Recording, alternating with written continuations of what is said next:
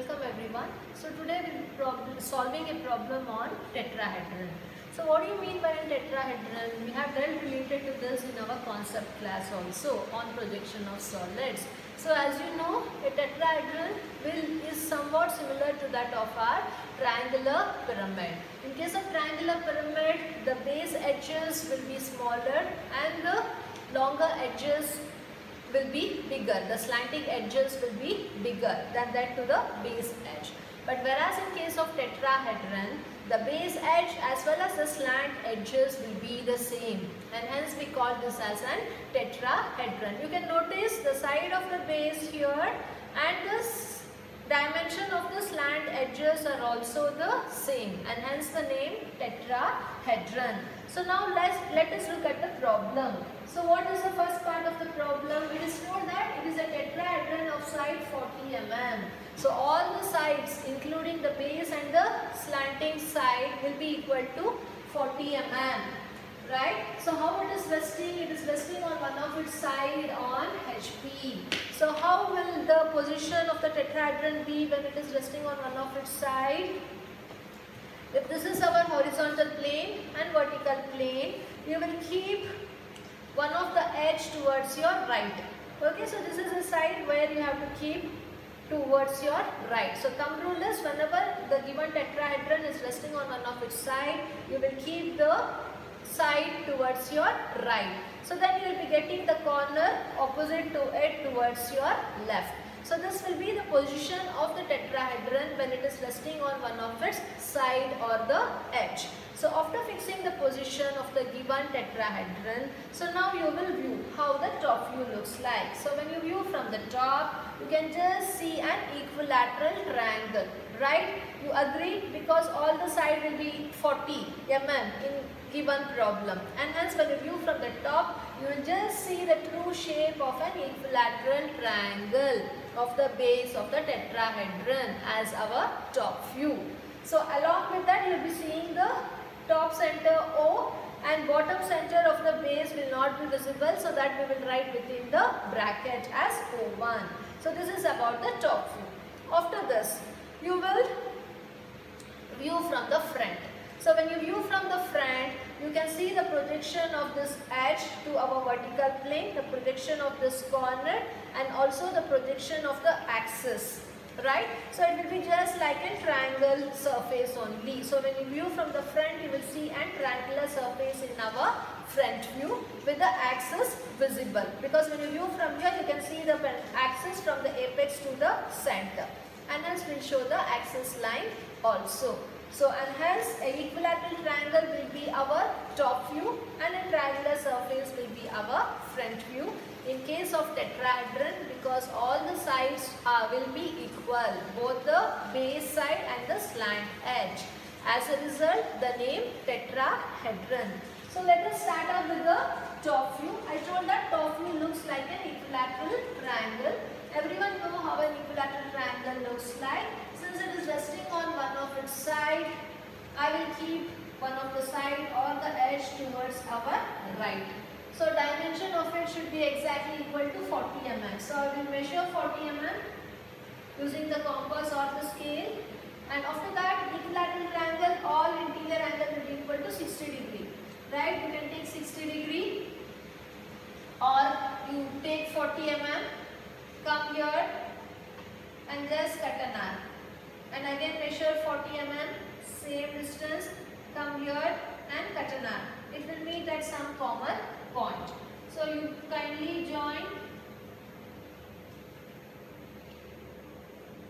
right? So remaining construction part you can erase it out later. So now we have constructed an equilateral triangle whose side is equal to 40 mm. So we need to identify the centers. So from the corner to the opposite end, if you join, from the corner to the opposite side, from the corner to the opposite, so from this corner, you will get the center. So this construction line, you can just erase it out later. Right? So I told you, when you have a tetrahedron, when you view from top, O will be visible and bottom center O1 will not be visible. And hence you will write O within the bracket and O outside the bracket and O1 within the bracket. So after that, kindly do the naming. So this is A, B and C. All the three sides will be visible when you view from the top. So if this is horizontal and vertical plane, when you view from the top, all the three sides will be visible. So we are naming all the three sides. After that, we have to take the projection above. So kindly take the projection until XY line first. From the center also, let the projection line be very thin. Okay. And here, you have to be careful. They have given the side dimension as 40 mm. It is not the axis height, right? If it was axis height, you need to extend the axis, measure 40 mm and cut an arc. But it is not the true length of the axis given. It is the true length of the side of the tetrahedron. And hence, how do you construct the true length of the side of the tetrahedron? There is a slight change here. So what we do is, the axis will be visible. So you will just show a center line first. After showing the center line, you please measure the true length of the tetrahedron given as 40 mm. So you can measure directly from here or measure from the compass. Use 40 mm exactly. Come here, keep at one of the corner here and just cut an arc. Okay, so from here till here you please join. Use scale and join it properly. And similarly from here to here. Okay. So this is how we have to construct, and this will be the true length of the side as 40 mm. Previously we used to measure the dimension of the axis as the vertical height, but in tetrahedron they give you the dimension of the side and not the axis. So we will just extend the projection of the axis line, keeping one end of the compass over here. You will just cut an arc on this axis line. So where it meets, you will get the exact dimension of the side of the tetrahedron. So once this is done, so please give the naming. So when the observer views from here, A will be visible, so this will be our A dash. When the observer view from here, O1 will not be visible, and hence we will write it within the bracket as O1 dash. So when the observer views from here, B and C will be along the same line. B will be visible, C won't be visible. So you will write B dash outside the bracket and C1 dash within the bracket. And O will be visible. So this is our O dash. So this is how you have to construct the first stage, front and the top view in case of tetrahedron. There is a slight change in case of tetrahedron problem because they give the true length of the side and not the axis. Only if this change, if you consider, remaining thing you can do it systematically. So once it is done, always in case of tetrahedron also, first we assume the axis will be perpendicular, then the axis will be inclined to HP, then we take the inclination with respect to VP. So now let us focus on the HP inclination then for the second stage. So what is being told? The base containing the edge is inclined at 30 degree to VP. So which is our base? So this is the base. So this base is inclined to 30 degree to HP. Usually they used to give the axis inclination to HP in each problem varieties, right? But here it is not the axis inclination, it is the base inclination what they have given.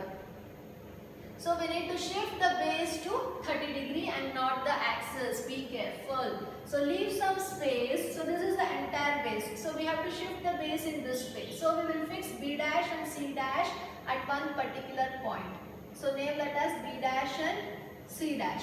After you fix this point B dash and C dash, you now have to tilt the entire base to 30 degree to HP. So for that what we have to do? From this fixed point, you have to take 30 degree. So using protractor, kindly take 30. So this angle will be 30 degree. right? So after you take 30°, then you have to shift this entire base on this 30° line. So you measure this distance from A dash to B dash. What is the distances? Come back over here and just cut an arc. So it cuts an arc here somewhere, right? So this is our point A dash. And then measure from A dash to O1 dash what is the distances and make a reference point. So this is our O1 dash right within the bracket. And from there draw the axis line perpendicular to it. So this is the axis line.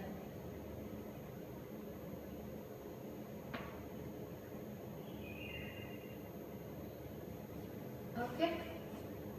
So from the axis length, you have the axis. Now similarly, you will measure this 40 mm, come here and just cut an arc, right? So this will be our O dash. So then join A dash to O dash and join O dash to B dash also. So now we have shifted the tetrahedron whose axis was exactly perpendicular to some inclination. We don't know the inclination of the axis. If you extend here back, you can identify what is the angle exactly is. They had given 30° to HP where the base is shifted. So we shifted the base and we didn't took the inclination to axis. So if you extend, you can identify what is the axis inclination if you are interested really. So after that, we have to see how the top view looks. So for that, what we do, please take the projection down from A dash, O1 dash, B1 dash and O dash. After that, kindly extend the projection from top view also, from each and every corner. Then kindly erase the extra lines. So after erasing the extra line, please take the locus. So locus of A is meeting A dash at this point. So this is our A. Locus of B is meeting B dash at this point. So this is our B. Locus of C is meeting C dash at this point. So this is our C. And locus of O1 is meeting O1 dash at this point. So this is our O1. Apart from that, we have locus of O is meeting O dash at this point. So this is our O. And I told you always, irrespective of any inclination, the outer boundary will be visible. Initially, the axis was perpendicular and now we have shifted the base to some angle such that even the axis is inclined. So when it is inclined also, the outer boundary will be visible. So you will just show the outer boundary in the dark continuous line. So A to B, B to O, C to O and A to C. So this is done. So apart from that, we can see here one of the corner of the base is on XY line. So any projection coming through this point now will be hidden. So I will change this line to be for hidden line pattern. Got it? And you have one more projection from A to O. So we have the axis from O1 to O. O1 to O is the axis line we have to show, but that axis line is overlapped with one of the slant edges. So this slant edge is visible, so I will just make this darkened. Okay, so this is how the second stage, front and the top view of the tetrahedron looks like when it is resting on one of its edge. So we have covered the second part. So now we have to focus about what is the condition for third stage. So related to VP inclination, they haven't given anything. They have just told the side which was resting on HP is parallel to VP. So which is the side which was resting on HP? So this is the side which is resting on HP. So now the same side is parallel to VP. So the vertical side here now has to be shifted to horizontal way such that the side will be parallel to our vertical plane. But how far it is? That side is 40 mm away from VP. right? So you have to measure 40 mm from XY line. So you kindly measure 40 mm from XY line. So let this be little bit smaller. If this is 40 mm, from there you just draw a locus. Okay? Because the question tells the side which was resting on HP is now parallel to VP. If it has to be parallel to VP, we have to shift the vertical side to parallel to XY line. And they have told it is 40 mm away from XY line. So we will measure 40 mm first, then draw a locus through that 40 mm, and we will shift this side which was resting on HP to VP. So here the true length of the side in first stage and the true length of the side in the second stage is the same. No need of determining the apparent angle. We will directly shift the side to parallel to XY line. Okay, so you just fix some point, name this as C, measure from C to B what is the distances, make a reference. So you got now the side parallel to XY line. That shows that the side is now parallel to our VP plane, but this side is hidden. So I will change this to an hidden line. So remaining part we have to construct. So now which was vertical is now shifted to horizontal position. Right? So from you can identify, so now you got the side, identify the midpoint of it. Measure the distance, how much it is, just make a reference point. So from that reference point, just draw a perpendicular line. Extend perpendicular line. So from this midpoint to A, what is the distance you measured? And cut an arc. So this will be our A. So from this midpoint to O, what is the distance you please measure and cut an arc? We get the point O. So what else we need? The center O1. So from A to O1, what is the distance you measured? And name it as O1. Right? So now we have to join all the sides of the tetrahedron. So please join from O to B, O to C, C to A, and B to A. So this is how the top view looks like in the third stage when the side is parallel to VP. The side which was resting on HP, the same side is now parallel to VP. So we have shifted this in this way. So once this is done, we have to take the projection above. So kindly take the projection from B, from O, from C, extend the projection from O dash, A dash, O1 dash, and B dash and C dash is along the XY line only. So the locus of C is meeting C dash at this point. So this is our C dash. Locus of B is meeting B dash at this point. So this is our B dash. Locus of O is meeting, locus of O1 is meeting O1 dash at this point. So this is our O1 dash. And again, locus of A is meeting, so this is A. A is meeting A dash at this point. So this is our A dash. So what else is needed? The locus of O. So locus of O is meeting O dash at this point. So this is our O dash. So we have named all the namings of the given tetrahedron, and I told you the outer boundary will be always visible. So please join the outer boundary. C dash to B dash, O dash to B dash, O dash to C dash. So please draw it properly.